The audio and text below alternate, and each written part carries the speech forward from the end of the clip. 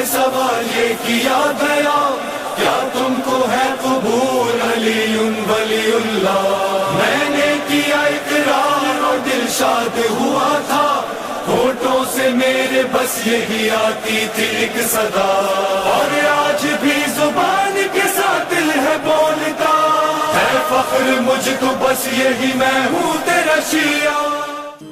شیر خدا حاجت روا مشکل خوشا یا مرتضی۔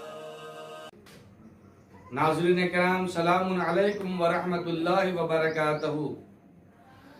آج 19 رمضان المبارک ہے اور یہ تاریخ اور اس کے بعد مسلسل 2 دن اور قیامت کے دن ہیں، اس لیے کہ 13 رجب المرجب سن 30 عام الفیل کو فاطمہ بنت اسد کے بطن اور حضرت ابو طالب کے صلب سے جن علی ابن ابی طالب کی خانہ کعبہ میں ولادت ہوئی تھی، آج صبح کی نماز کے وقت مسجد کوفہ میں ابن ملجم کی تلوار سے زخمی ہوئے، انہیں زخمی کیا گیا، اور پھر یہ زخم اتنا گہرا رہا کہ آج کے تیسرے دن یعنی 21 رمضان المبارک کو آپ کی شہادت واقع ہو گئی۔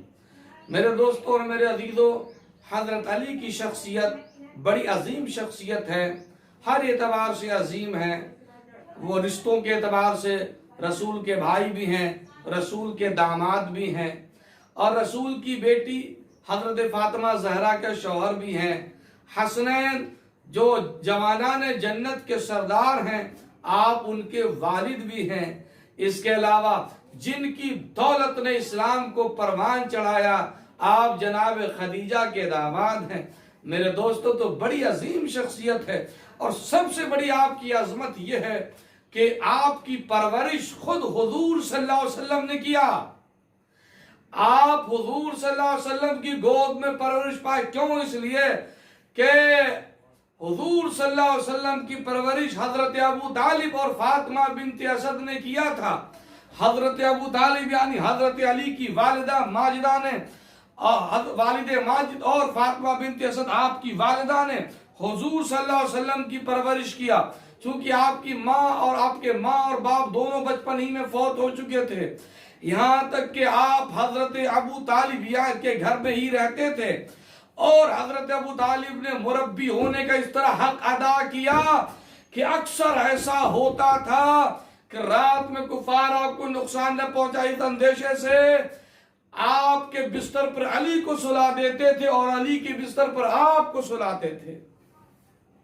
میرے دوستوں، میرے بھائیوں، تو حضرت حضور صلی اللہ علیہ وسلم کی پرورش اس گھر میں ہوئی جس گھر میں جو حضرت علی کا گھر تھا۔ اور ایک بات اور میں آپ کو بتانا چاہتا ہوں کہ اس سے بڑے تو حل جزاء الاحسان الا الاحسان، احسان کا بدلہ احسان ہوا کرتا۔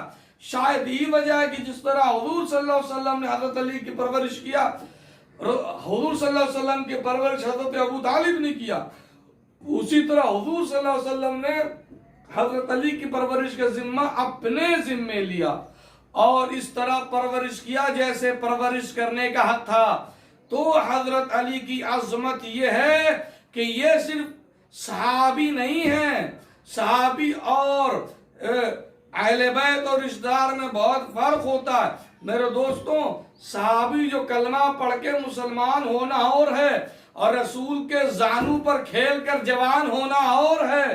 تو حضرت علی کی پرورش حضور صلی اللہ علیہ وسلم نے کیا ہے، اور ان کا سب سے ایک شرف یہ ہے کہ آپ کی ولادت کائنات کا مرکز خانہ کعبہ ہے، اور شہادت اللہ کا گھر مسجد کوفہ ہے، یعنی جس کی آمد بھی اللہ کے گھر سے ہے اور جس کی رخصت بھی اللہ کے گھر سے ہو رہی ہے۔ آج میں حضرت علی کے حوالے سے ایک دو حدیث آپ کے سامنے پیش کرنا چاہتا ہوں۔ میرے سامنے مسلم شریف ہے، مسلم شریف، اور اس کے جلد نمبر 5-6، یعنی اس میں دونوں جلدیں ہیں 5 اور 6۔ اس کے صفحہ نمبر 97 چیپٹر کتاب الفضائل سے حضرت علی کے بارے میں چند حدیث آپ کی خدمت میں پیش کر رہا ہوں۔ سعد ابن ابی وقاص سے روایت ہے کہ عن سعد بن وقاص قال قال رسول اللہ صلی اللہ علیہ وسلم لعلی انت منی بمنزلت ہارون من موسیٰ. سعد بن وقاص روایت کرتے ہیں کہ رسول اللہ صلی اللہ علیہ وسلم نے فرمایا کہ حضرت علی سے تم میرے پاس، حضرت علی سے فرمایا کہ تم میرے پاس ایسے ہو جیسے حضرت ہارون حضرت موسیٰ کے پاس، مگر بس فرق اتنا ہے کہ میرے بعد کوئی نبی نہیں ہے، لیکن اے علی تم سے ہمارا رشتہ ایسا ہی ہے جیسے موسیٰ کا ہارون سے تھا. موسیٰ کا ہارون سے کیا رشتہ تھا؟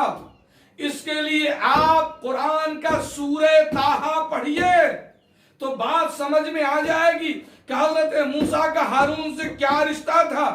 یعنی اگر حضرت موسیٰ کے ساتھ ہارون نہ ہوتے تو فرعون کے محل میں وحدانیت کی گونج نہ گونجتی.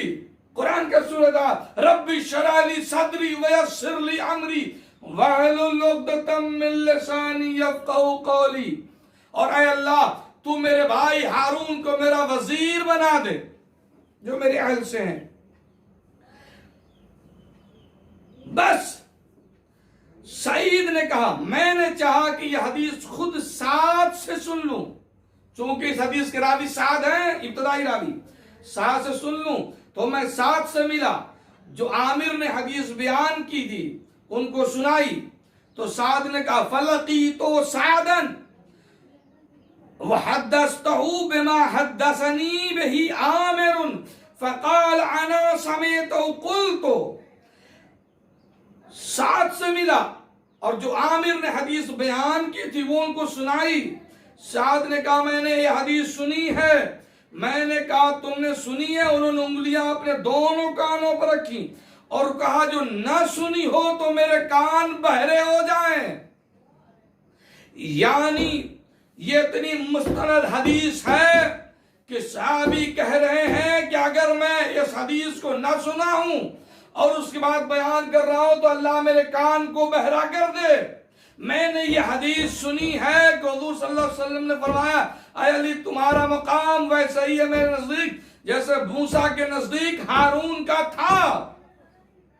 اس لیے میرے بھائیوں، میرے عزیزوں اور میرے دوستوں، ہمیں غور کرنے کی ضرورت ہے کہ ایک صحابی جب مولا کائنات کے حوالے سے حدیث بیان کر رہا ہے تو یہ کہہ رہا ہے کہ اگر نہ سنا ہوں تو میرے کان بہرے ہو جائیں.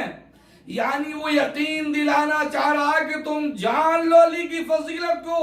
کیوں؟ اس لیے کہ ایک زمانہ علی کی فضیلت پر پردہ ڈالنا چاہتا ہے، مگر جس پردے کو اللہ ہٹا دے بھلا اس پر کون چھپا سکتا ہے؟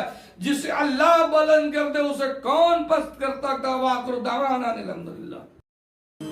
شیر خدا حاجت روا مشکل کشا